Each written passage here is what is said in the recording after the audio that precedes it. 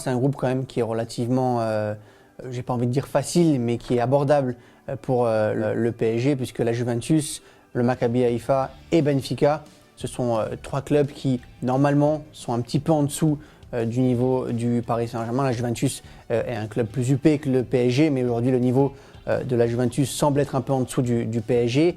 Benfica, même si Benfica montre de très belles choses ces dernières semaines, avec une équipe notamment entraînée par Schmidt qui joue très bien au football. Il y a de grosses individualités à Benfica qui sont courtisées par de très gros clubs européens. Donc ce ne sera pas facile Benfica, mais encore une fois, voir Benfica terminer devant le Paris Saint-Germain, ce serait une déception pour le PSG. Et enfin Haïfa qui est un peu l'inconnu de ce groupe-là, dans une grosse ambiance en Israël, mais Haïfa qui a réussi une campagne de qualification dans les barrages assez impressionnante, qui a réussi à se défaire de plusieurs clubs UP, là encore.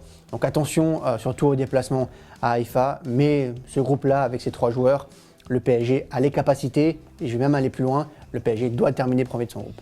C'est toujours un peu compliqué pour les autres clubs que le Paris Saint-Germain, les autres clubs français, dans les phases de groupe, puisque quand on a des groupes un peu homogènes, comme ça, comme celui de l'Olympique de Marseille, on se dit, la première approche qu'on a par rapport à ce groupe-là, c'est de se dire, ok, il y a une possibilité pour l'Olympique de Marseille de sortir de ce groupe, de terminer au moins deuxième et d'aller en huitième de finale de Ligue des Champions. Après, attention, l'histoire récente du football français nous a montré que c'est compliqué de sortir de la phase de groupe de Ligue des Champions. Lille l'a réussi la saison dernière, c'était presque une exception. Donc attention à l'Olympique de Marseille, à pas penser que ça va être un groupe facile. Oui, c'est un groupe plus abordable. Ils prennent Francfort notamment dans le chapeau 1, qui est probablement l'équipe la plus faible de ce chapeau 1. Tottenham, qui est un club cette année qui montre en Première Ligue avec Antonio Conte qu'il faudra compter sur eux pour aller à la qualification en Ligue des Champions et les 4 premières places en Première Ligue. Et le Sporting, là encore, comme Benfica avec le PSG, qui a de belles individualités, qui est capable de faire de gros coups en Ligue des Champions. Donc c'est un groupe homogène, mais c'est pas un groupe facile pour l'OM. Première vue, on se dit que le Barça et le Bayern sont quand même les deux clubs favoris. Ils sont même les deux clubs favoris pour se qualifier en huitième de finale.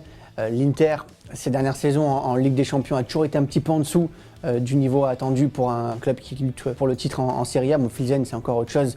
Là, pour le coup, ça apparaît comme l'équipe la plus faible de ce groupe-là. On va suivre la double confrontation entre le Bayern et le Barça, même si on sait que les doubles confrontations entre les très grosses équipes qui jouent la victoire finale en phase de groupe n'est jamais aussi excitante que lors des phases éliminatoires.